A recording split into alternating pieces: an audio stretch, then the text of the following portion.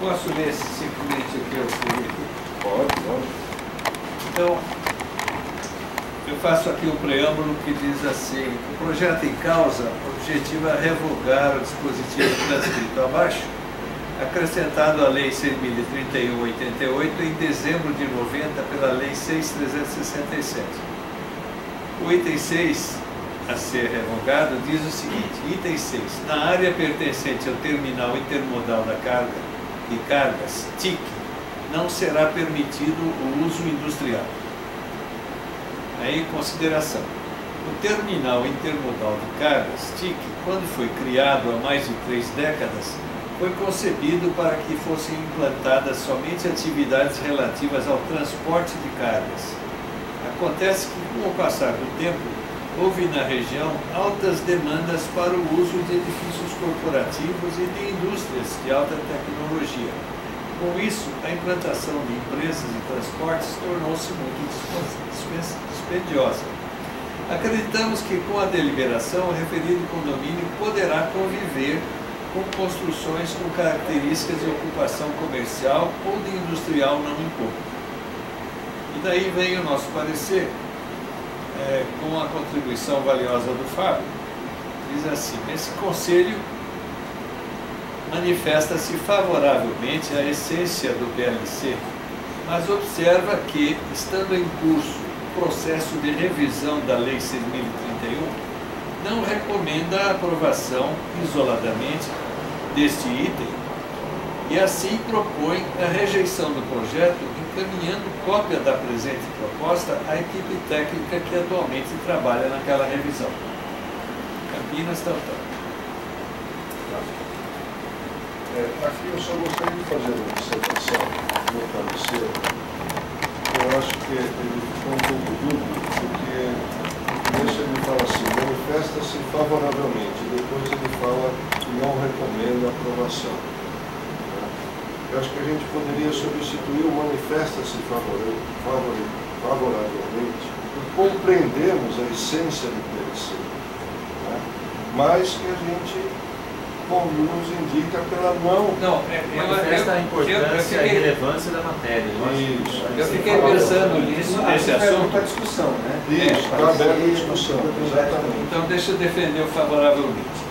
Realmente, se você disser simplesmente que você tomou conhecimento, você não está dentro do princípio que nós temos agora de inclusão de diversas atividades na cidade viável. Então, é por isso que eu escrevi favoravelmente a essência do PLC. Essa filosofia de você incluir usos não incomodativos em qualquer tipo de região. Até fico pensando que Campinas não precisaria ter 15 zonas, poderia ter 2, uma zona de indústria e uma zona de residencial com os seus complementos. Por isso que eu pus favoravelmente, mas eu estou aberto aqui a que vocês digam o que vocês acham melhor. Vamos ver com essa palavra. Depois... Primeiro é o seguinte: eu acho que foi montada aí o convênio com a FUPANS para fazer o estudo da lei de zoneamento, só que a cidade não pode parar. Da mesma maneira que nós tivemos uma lei que a gente aprovou recentemente, dos puxadinhos, nós aprovamos a lei, fizemos um parecer favorável com relação a construções de interesse social. Nós não vamos agora todas as vezes ficar esperando uma reformulação do zoneamento do plano diretor, tá? Que é muito capaz que isso só saia em 2016. Tá? E, independente de qualquer outra coisa, tá? Campinas tem necessidade de áreas para a instalação de indústrias. Nós perdemos diversas empresas, diversas indústrias, diversos conglomerados por não apresentar locais compatíveis com a instalação dessas empresas. E muitas empresas que se instalaram em zonas que não seriam permitidas ou que já estavam instaladas em zonas rurais, por exemplo, que foram abraçadas pela área urbana, pela expansão urbana, hoje não estão podendo se regularizar. Então nós já estamos vivendo esse processo. E por último, está se instalando lá no terminal intermodal, foi oferecido pela prefeitura o espaço do terminal para a instalação daquela indústria de ônibus elétricos chineses, que é uma das poucas no mundo, tá? E que pode trazer um ganho enorme, não só para Campinas com relação a empregos, tudo, mas com relação à própria substituição do sistema de transporte público por ônibus elétricos. Então eu acho que nós temos que ponderar bem isso, nós não podemos jogar essa bola para frente. Deixa eu só fazer uma colocação disso. Em primeiro lugar, a lei de INES é uma coisa à parte da legislação de uso e ocupação do solo. Há uma preocupação que possa haver uma avalanche de alterações da legislação de uso e ocupação do solo, exatamente em função desse esquema de revisão. A cidade não pode parar, vai ser muito desculpa isso que foi usado pelo secretário de Planejamento ontem na apresentação aos conselhos. Isso pode gerar um problema maior. Eu até entendo esse caso específico, mas se a gente for ver, cada especificação é única, né? Então, nós vamos ter, de repente, começar... A grande questão é, nós vamos abrir uma exceção para depois ela virar regra. Eu compreendo toda a situação, mas é uma coisa que a gente tem que tomar um pouco de cuidado nessa análise. Não, mas é uma demanda do próprio executivo, né? E o executivo já mandou esse encaminhou esse projeto dentro da Câmara. A Câmara, de nosso parecer, no tempo que a gente fica aguardando, porque nem se sabe se essa legislação vai ser alterada ou não. Pode ser que saia em 2016, pode ser que nem saia. Né? Enquanto isso, a gente fica aguardando. Eu acho que a gente tem que pensar se isso é importante ou não é importante para a cidade. É isso que precisa ser. Se é conveniente, se é oportuno, se é importante. Bom, boa noite a todos. Sou representante da Secretaria de Planejamento. É óbvio que não vou defender a proposta encaminhada, mas eu defendo com muita tranquilidade, porque eu acredito que nós não vamos estar ferindo ou não acredito que vá ferir de uma maneira prejudicial esse espírito que foi manifestado e a preocupação que foi colocada pelos conselheiros aqui, no sentido de que o mais adequado seria aguardar a revisão da lei de uso e ocupação do solo para fazer as alterações que são necessárias. Mas um aspecto, primeiro que eu gostaria de ressaltar é o seguinte: aquela área, quando da aprovação da lei de uso e ocupação do solo, era a Zona 14.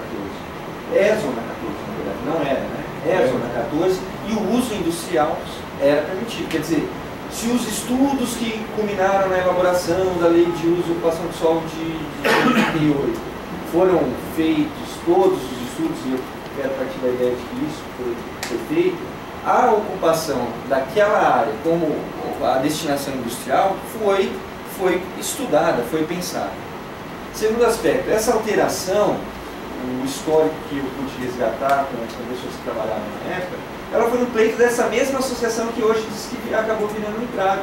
Quer dizer, essa alteração em 90, não sei quem estava aqui no período talvez possa me corrigir se eu estiver errado, foi o pleito da associação que dizia que naquele momento do desenvolvimento da cidade, eles enxergavam como importante preservar aquele espaço para aquela destinação. Hoje não é mais, é a própria associação que está pedindo. Então, primeiro aspecto, não há alteração de zoneamento, continua a Z14 e os usos que vão ser feitos ali são os usos que a legislação permite.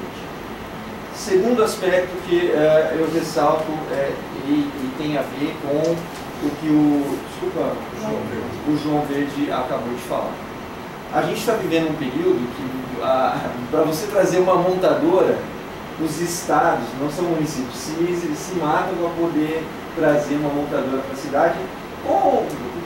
Eu sei que tem ressalvas em relação ao incentivo desse tipo de indústria, que pode ser poluente, não é? Se é adequado ou não. No caso específico, é uma indústria de ônibus, quer dizer, transporte coletivo, e com uma matriz, não sei se é a expressão correta, matriz, mas não poluente. e de que está agregada a questão de ter um centro de pesquisa aqui em Campinas que tem a ver com a vocação que, inclusive, foi ressaltada ontem do município para isso. Agora, vai gerar aproximadamente, diretamente, uns 500 empregos, pelo menos foi isso que foi dito. Eu vou dizer para a empresa chinesa, olha, você quer investir aqui em Campinas, por favor, aguarde a nossa lei de uso e ocupação do solo. Só depois da gente aprovar que o senhor pode sentar a conversar comigo. Eu acho que a gente não está nessas condições de fazer isso. E repito, seria mais simples, procura outras áreas. Tem outras áreas no município, vamos procurar outras áreas. Eu acho que não é bem assim. Eu acho que a revisão da lei de uso vai acontecer, deve acontecer, mas a cidade não pode ficar paralisada e perder uma oportunidade como essa sob o argumento de que a gente está no processo de revisão da lei de uso e ocupação do solo. Essa semana eu tive 2 clientes no escritório, só para te dar um exemplo dessa situação. Por isso a preocupação com exceção, independente do que for, querendo fazer o hotel. Tem 2 áreas onde o zoneamento não permite o hotel. É a mesma situação. Eu poderia então pedir para alterar o zoneamento, porque a cidade não pode parar, porque 2 investidores de fora querem trazer uma função de hotel para cá. Quer dizer, o que eu estou questionando é exatamente isso. Eu entendo o problema, mas a questão é, se vai haver uma exceção, essa exceção tem que virar regra, vai virar regra. Então, em função dessas coisas, é que existe essa preocupação. Eu acho que isso é uma preocupação. Eu não estou discutindo méritos dos benefícios dessa empresa chinesa. Não questiono. O problema nosso é exatamente abrir um buraquinho na represa. O Fidelis queria falar? Eu acompanhei até um pouco quando foi criado o DIC, porque na verdade, quando ele foi concebido, não existia a Lei 6.031. Isso foi uma iniciativa de alguns empreendedores na área de transporte de cargas, no qual, evidentemente, fizeram uma especificação de condomínio focado para transporte de cargas. Isso ficou nos translados da prefeitura da criação desse espaço público. Aí, quando chegou a Lei 6.031, ela foi classificada como Zona 14. E até então, realmente, a dinâmica desse condomínio é para transporte de cargas até hoje. Acontece que todo o entorno houve uma valorização e uma demanda muito grande de indústrias de altos valores agregados, em função de Unicamp, das universidades. Então, esse uso do transporte hoje está sendo muito dispendioso para o pessoal que atua. Tanto é que essa iniciativa partiu deles próprios. Né? Então, realmente, eu acredito que há uma convivência tranquila na Zona 14, nesse característico do uso comercial e industrial no encontro. Agora, também entendo a posição do presidente no seguinte sentido: você vai abrir, por exemplo, em função de um interesse pontual, uma exigência assim pontual. Né? Então, isso vai gerar realmente precedente. E eu acho que realmente seria uma colaboração do CMDU como indicação na mudança de nível de ocupação para você inserir, porque eu acho que é até justo, né? Mas ele vai